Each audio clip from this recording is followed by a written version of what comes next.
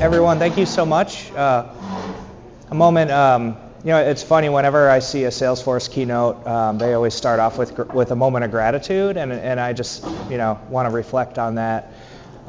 Spirit of gratitude. Thank you, everyone, for coming out and taking an hour out of your Dreamforce for this quick session. I was going to start with a joke that was something about this 3-hour session, and then I figured that everyone would roll their eyes and run for the door. So I'm going to try to keep it pretty tight and just get through some interesting content. So thank you for the warm introduction as well. So let's get into it. And I have the clicker, so I feel like a superhero now. I have the power here in my hand. So let's get into it. So today we're going to talk about accelerating scalable and secure Agentforce solutions. And the first part of accelerating is starting. And what I've seen, and I've been around, I already feel like these slides are dated because as I'm running around the Dreamforce conference, I've seen people who, over and over I hear this story, this all sounds great, where do I start? This sounds amazing, how do I even get started with this stuff? So yes, we're going to talk about accelerating. We're also going to talk about starting, because I think starting is the hardest part.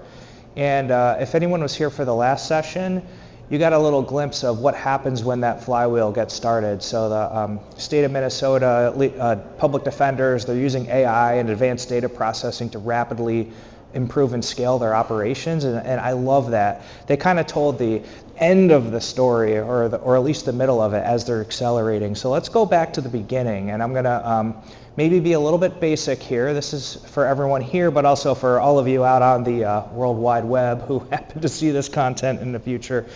So let's break this down. Kaylia already introduced me, but again, I'm Garry, CEO of Red Argyle. There's my LinkedIn thing, all that good stuff. So yeah, let's go. So where do I come from? I'm the CEO at Red Argyle. Red Argyle is a Salesforce SI. We've been around we're celebrating our 15-year anniversary shortly, which I'm incredibly proud of, and our founder's here in the room, and I'm really excited to be celebrating that with him. We've had the good fortune of working with some of the world's largest companies, and that's where a lot of this story comes together. We've seen everything from small orgs and big companies to super high scale, billions of transaction type implementations, and it's just been a great experience. One thing along that ride is we did start a cybersecurity practice. So as we talk about Agentforce, I'm going to gloss on that a little bit because I think it's a really hot topic right now. The thing with cybersecurity that's a little bit tough in a 30-minute session format is I can scratch the surface and that's about it. I'll be around for the next couple hours though if anybody wants to nerd out about cybersecurity, all the news and everything going on right now. There's a lot to discuss. And we actually did a shared responsibility series with HIKE2 over the spring, and I think those recordings are available and it's blogged on the HIKE2 website, so check that out for more detail. So let's get into it. Oh, I forgot about this one. One reason I'm here is because we are a proud strategic partner of HIKE2. So we've been working together for a couple of years now, working on some exciting projects and innovating together. So again, huge thank you to my hosts, HIKE2, team at Red Argyle. It's been a great partnership, and thank you so much. Now we can really start. Has anybody seen this metric, which is like, it made headlines. Everyone says, OMG. 95% of AI projects fail, says this MIT study.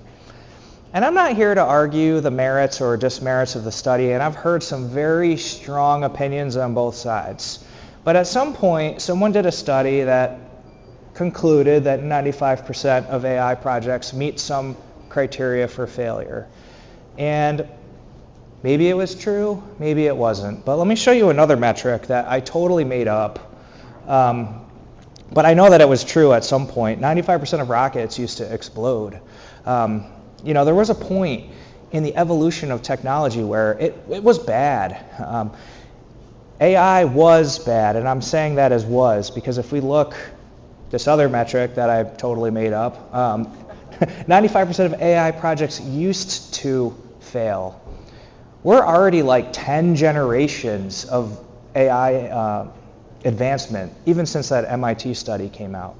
I'm going to throw Tom over the bus. He's like vibe coding right now. he's been doing sprints, like what used to take 2 weeks per sprint, he's doing like 3 or 4 a day with his army of AI agents. So when I think about that and we see this kind of number, like that's already way in the past.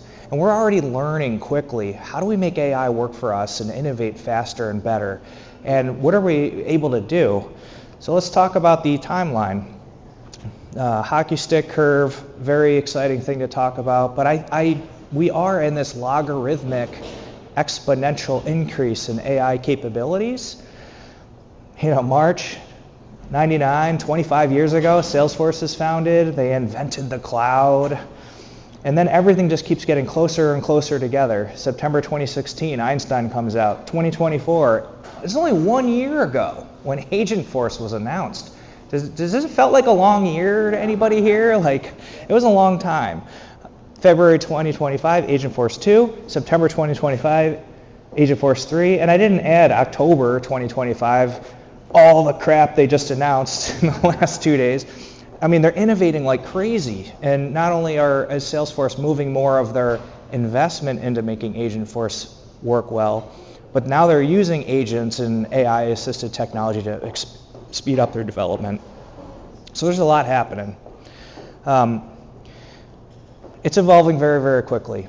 And no one was here when we all rode around in horses and then vehicles hit the scene. There's tons of stories about everyone ridiculed cars. What is this hunk of junk, metals? It's like a horse, you just give it hay and it pulls your wagon, and you got this complicated thing. But think about what happened. Automobiles got traction, and the real thing that happened was the technology of the automobiles kept getting better, but then they built roads that were capable of handling automobiles. And then they built traffic laws, and then they built safety systems to make the cars reliable and safe to drive. And now we all drive cars everywhere. Horses are a novelty.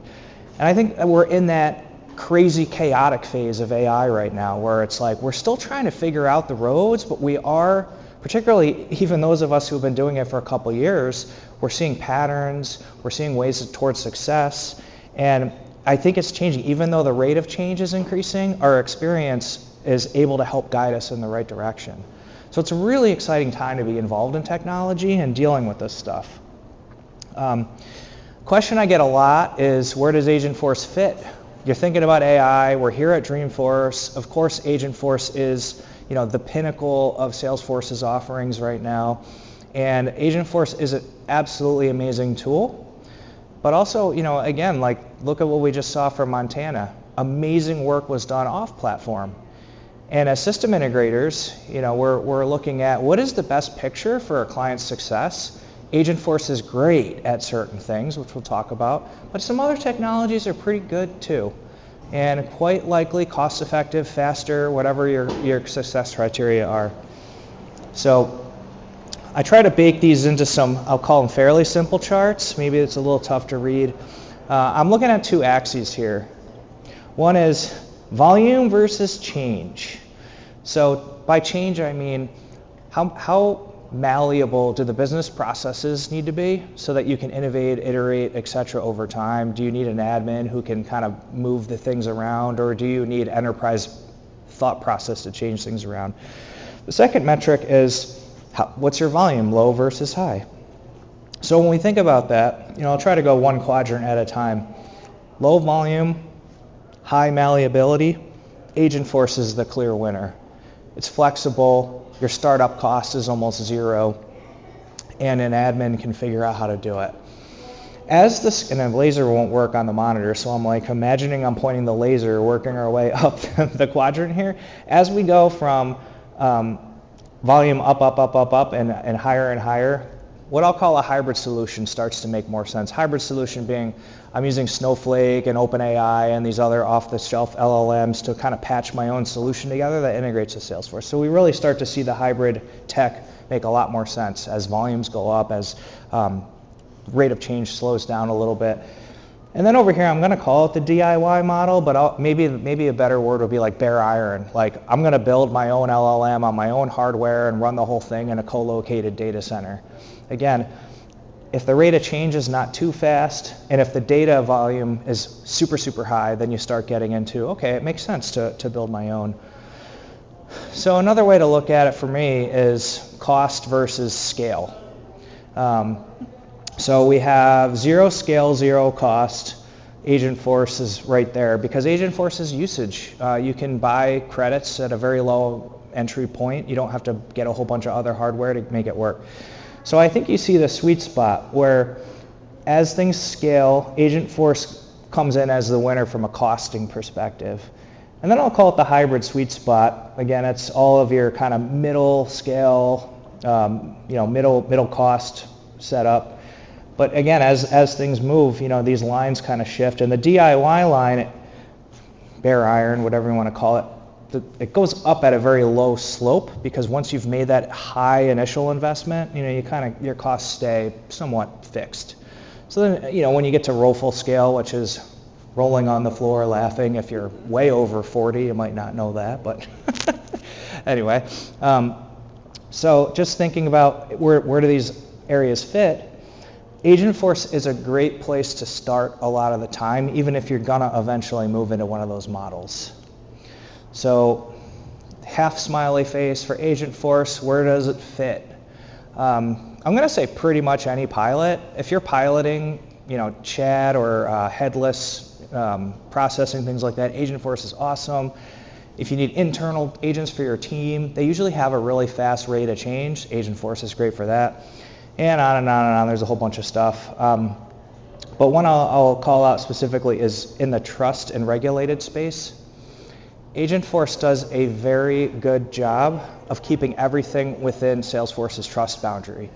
So if you are in a regulated industry, some government stuff, which I know is rapidly moving in that direction, Agentforce can keep the data within Salesforce's perimeter, which the euphemism, whose throat to choke, which is kind of a bad way to look at it, but when you want to point the finger at Salesforce and say they're responsible for managing this infrastructure and I know that they're trustworthy because they say so, Agentforce can be really good at that. But again, there are very many other ways to roll secure solutions with AI, but that is one area where, right now Agentforce is kind of taking a lead because of the way they manage the infrastructure. So let's go to a quick Agentforce lifecycle. So we've been running Agentforce implementations almost since it was invented or came on the market. And the first couple projects didn't go quite as smoothly as we'd liked, and we realized that we were trying to run them like a traditional waterfall project where we got a bunch of requirements, we built an agent, and then deposited it with the customer and said, here you go, your agent lives, enjoy. We quickly realized, oh, wait a minute, once the agent is live, it needs love. And I think that's the case with any AI system. You can't just turn it on and then hope for the best. They have to be constantly monitored, cared, fed, look at what's working, what's not working, how can they be optimized, how can you cost optimize them, all the stuff.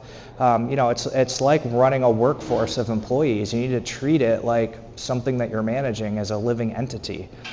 So the way that we run these, we have an offering called the Agentforce On-Ramp, and we do an initial POC, we get it up and running, and then we go through monthly iterations, and we have a really tight timetable to do that. We have tooling to do that so that we can build these agents, make them work in a cost-effective way. So that's just one way to look at it. Again, and I think it is just, I can't overemphasize, once it's live, the work has begun. It's not the other way around. It used to be, my launch happened, now I can breathe. With Agentforce, it's more of like, okay, it's live. Now we can really put this to the test and make it better every day, or every week, or every month, whatever your cycles are. So this is one agent. When I go back and talk about how do we start with Agentforce, this is a fun story of a chatbot replacement. Now, if you've been into any demos at Dreamforce, you've probably seen chat type experiences. We're going to re-envision your service cloud and all that kind of stuff. Where we see that story struggling is that they're very broad focused stories. We see, hey, we're just going to make your service cloud agentic. I don't think that's the right way to go. I really want to and we'll talk about how in a minute, but I want everyone to think about how am I going to carve out the areas where an agent can be successful, that align to what Salesforce is really good at, that align to security best practices, and are going to save us some time and money when we implement this thing. So we were given a challenge with this project. By the way, I used AI to generate these images, and there's some weird spelling errors and stuff, but I'm trying to eat my own dog food here. So, typo your message. I don't know if I even would have noticed that if I didn't call that out, but I had to laugh. AI is doing its best to help me get ready for this presentation. So the challenge was this: our licenses are expiring on this chatbot. I need you to replace it with Agentforce. And immediately when you see a chatbot, a traditional chatbot, it's like, OMG, this is going to be really complicated. They've invested in this thing heavily. It's been like 3 years in production, and I don't know how I'm going to do it. So with this kind of stuff, when you get these mandates or requests to use AI in your organization, I want to challenge everybody to think, how do I break this down into actual solvable problems that will still make my users happy and leave room for innovation? So we didn't say, oh, let's just replace the chatbot. We said, we're going to replace the functions that the chatbot actually does for you. So the next thing that we did was we did a disposition analysis. The funny thing is, this chatbot was so old and broken, they didn't have analytics. So the only thing that we could do is look at records created or modified by the chatbot, and I did the glorious task of crawling the chatbot on my own and mapping out the entirety of its decision tree. And we learned by doing that, and there's a lot more in the tree, probably about 5 pages of stuff. All of this configuration and technology did like 3.5 things. It would create a lead, and basically, in marketing speak, progressively profile someone and then insert a lead. It would send them to a fixed set of content. It would create a case in Salesforce, or it just bounced them around endlessly in the menus. And the funny thing was, the customer says, we want feature parity. And I look at this and I'm like, do you know how many times I had to click and wait for the fake agent to type stuff and click and click and click and click and click and drill down in this tree just to get to the same case form? Many, many times. It was actually pretty bad experience, and we're like, yeah, Agentforce can do better. So we took everything that we learned, and essentially this is what we wound up with. We're going to create leads and do a little bit of data collection at the agentic level, and then an agent action will put a lead in the system. Same thing with cases. Unlike the traditional one, because it was conversational, we had much richer data to send into the case queue. For the content links, we realized there's only like 7 articles that people actually are going to, and we did have metrics on how often those were used, and we said, you know what? This is just a UI thing. On the page where you're chatting with the agent, we're just going to post all those content links right on the page and get rid of all that complexity right now, because it's bringing 0 value. It's just making it harder to know what articles are helpful. And then the menu tree went away because the agent was listening. So we didn't have to preordain what was going to happen. We just said, hey, how can I help you today? Well, I'm having a problem with the product. Okay, what kind of problem are you having? Well, it's the licensing server isn't letting me update the licenses. Okay, would you like me to log a case for that? Can you give me your name and email? And it was a very natural way to solve this issue. And it stayed directly in the sweet spot of what Agentforce can do. We built this whole thing in a couple weeks. It was not a terribly complicated project. And the customer was happy, we're happy, and off to the races. So I'm going to go one layer deeper behind the scenes, because I think this is another area where the rubber hits the road. And also, anyone who's thinking about this stuff, steal everything. There's going to be ones, if you're one of those people who takes pictures of slides, there's 1 or 2 in here that I'm going to take a picture of that one, because in my opinion, the best slide you'll see of all Dreamforce. No, just kidding. This is like right after lunch. Try not to take it too seriously. Last year, I went to the HIKE2 Innovation Summit. They had some great presenters, and one of the presenters showcased a matrix for how to find agentic use cases. And I saw that, and I'm like, wow, that's exactly what we're trying to do. So we appropriated a little bit of that methodology, and because I appropriated it, I welcome all of you to do the same. To talk about what outcomes do we want to get from an Agentforce project. So there's 6 questions. Is this going to solve everything? Is this going to do all your business analysis? No. But if you're getting a mandate from your team to say, we need to do AI, you could easily turn this into a workshop with a bunch of completely non-technical people. And that's what we've been doing with our customers and prospects. So the first question is, what is this agent going to do? What task am I assigning this agent? It sounds like the most basic question in the world, but a lot of times I'm involved, I'm talking to CIOs and stuff, and they're like, we need AI. And I'm like, okay. And we need AI in Salesforce. I'm like, okay. And they're like, the shareholders say we need AI. I'm like, okay, but what actually are we going to try to do with this thing? So, first question, what is the task at hand that we think we can improve with AI technology? I keep it super broad. Don't even talk about Agentforce. I don't even talk any tech or product. I just talk about the work that you do. What could be improved with AI? Okay, those are our tasks. In the case of this chatbot, drive leads, deflect cases, and take cases were identified. We identified those via the disposition review, but we also reinforced that with these conversations with the client to make sure we were all on the same page. The second one, again, I don't know if everyone really thinks about all the personas. Everyone jumps to the customer constantly, and when you see Dreamforce demos in particular, it's like customer this, customer this, customer this. I agree. Customer is probably someone that you want to serve with agentic functionality. They're also a very difficult group to just jump right to your customer base sometimes. So we want to know, who are we serving? So right here we have 2. One is a prospect and one is a customer. And there may be situations where you have distinct, separate organizational goals for those personas that you need to know about while you're getting an agent figured out. I'm going to challenge you with at least 2 more groups that I have had a lot of discussions about. One, we do a lot of experience cloud work, so partners. Yes, it's a human being interacting with your system.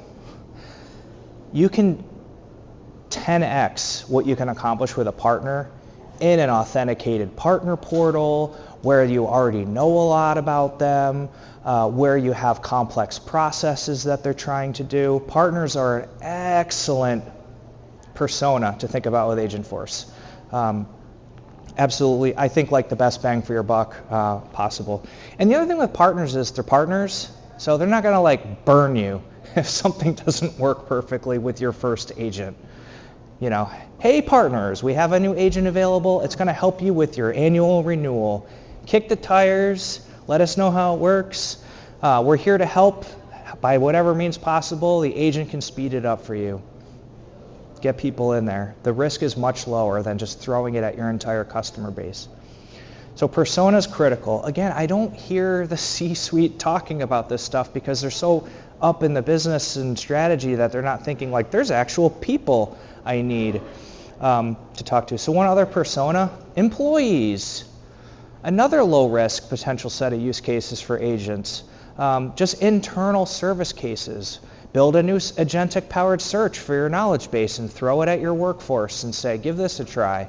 Super cheap, you've got all the data, the risk is almost nothing because it's all within the platform and blah, blah, blah, blah. So I just want to, again, think about that stuff.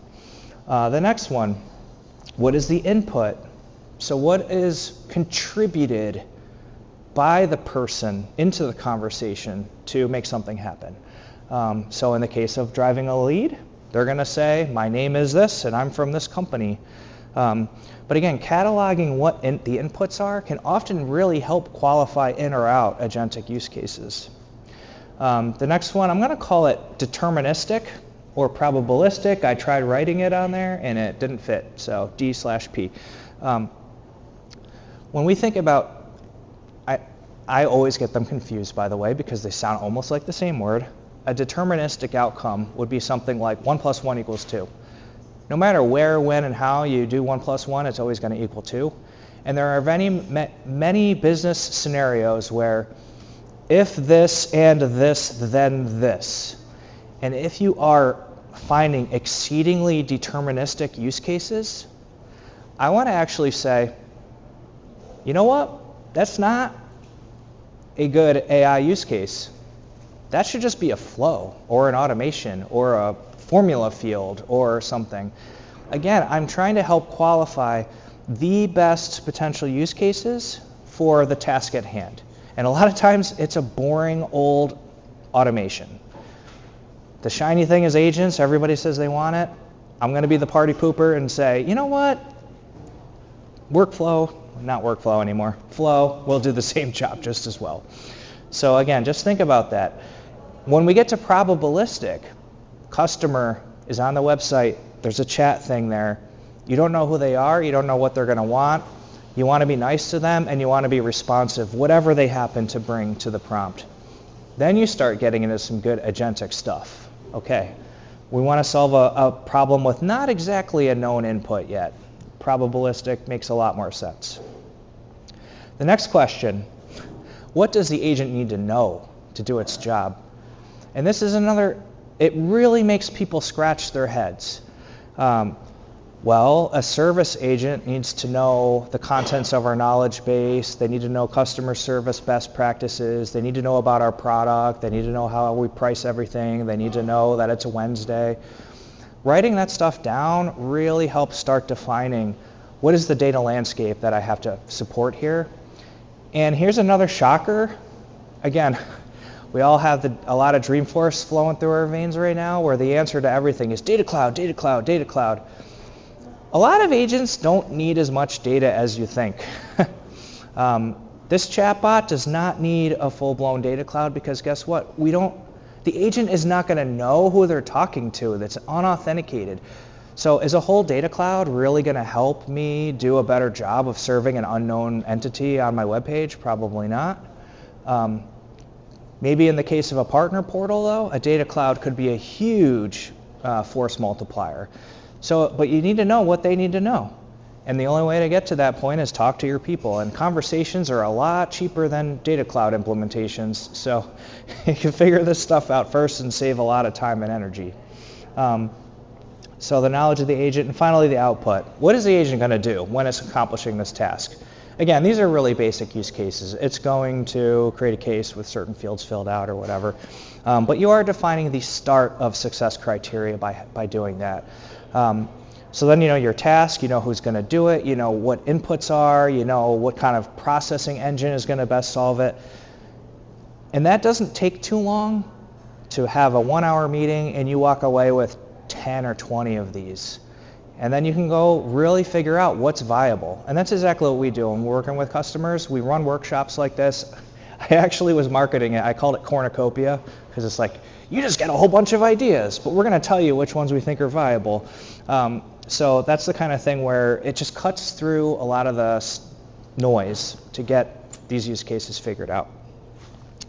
So with all that said, then what happens? Well, then we land and expand. And I had a lot of fun generating this graphic. And if you ever download the slides, you'll see some really funny words on there.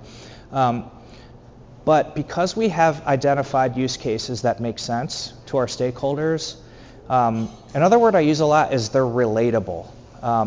So a chatbot that creates leads is relatable. One of our most relatable, fun stories is talking to a bus company, and they wanted to do our whole service cloud over again.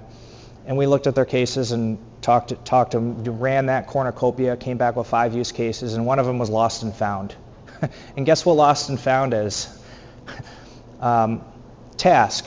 Help reunite someone with their lost item. Persona, bus rider, input, database of lost items, deterministic or probabilistic? It's going to be probabilistic because people might describe things differently than our database says.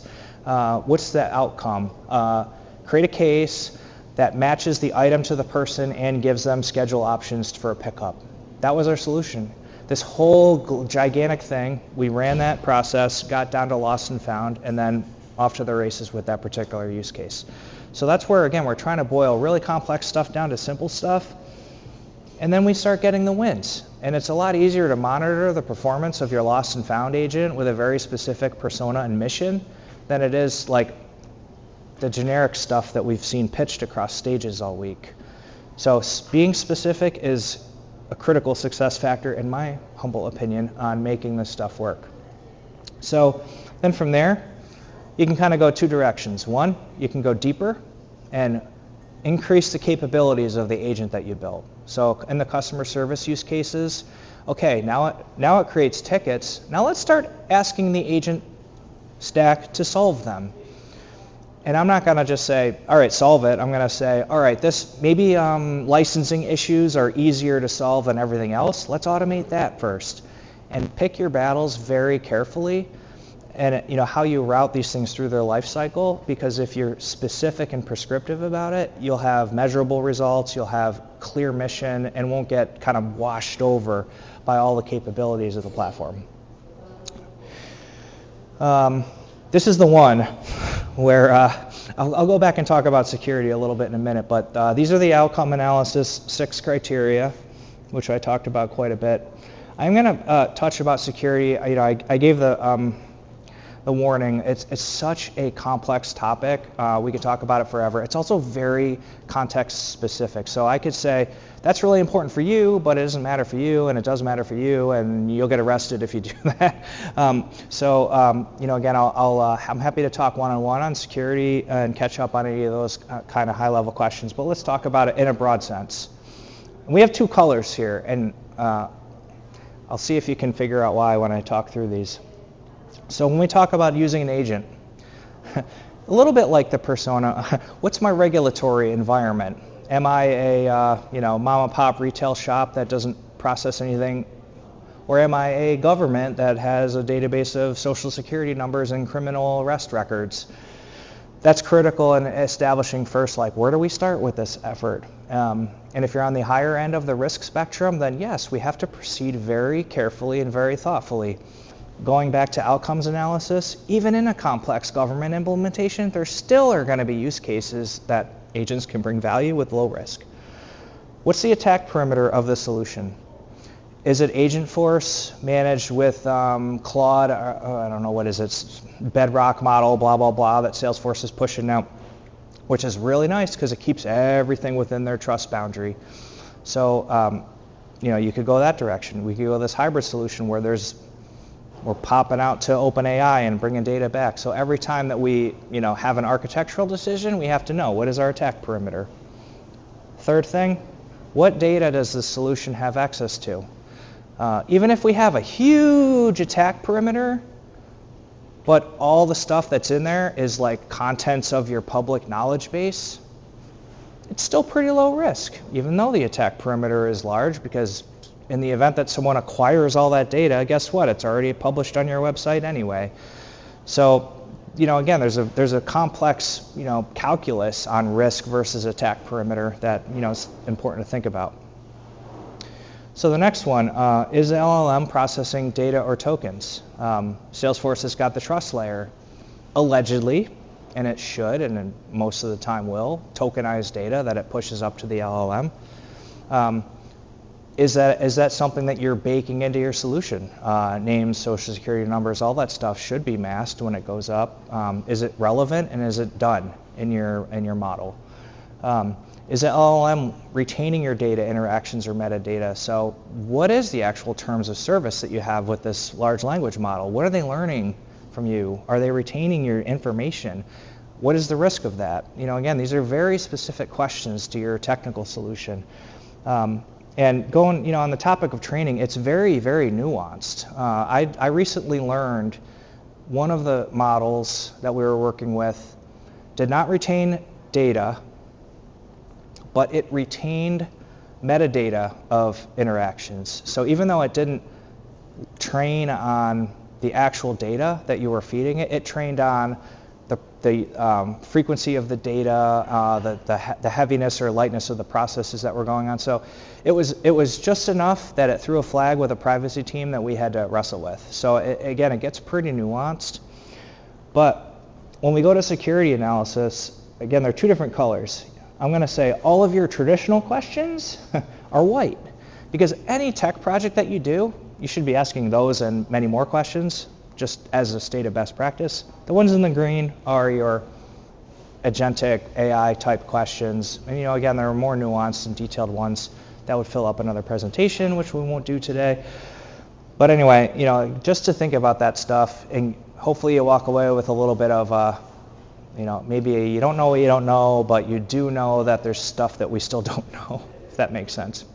You'll have to watch the recording to make sense of that question. But again, I want to just advocate for awareness. Everybody gets so hung up on, is an LLM training on my data, that they forget to ask, what regulatory environment am I in? So again, don't forget the basic questions while also wrestling with the agentic challenging ones. And I think that is about the end of my slide. Thank you.